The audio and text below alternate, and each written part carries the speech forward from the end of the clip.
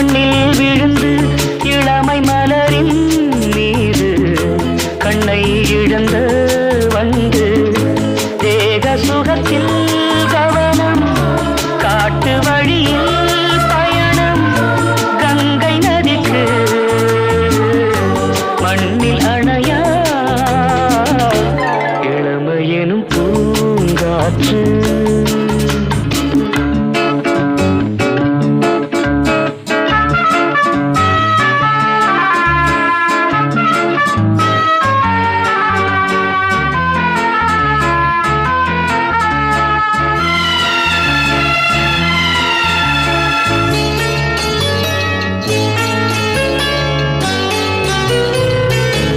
அங்கம் முழுதும் பொங்கும்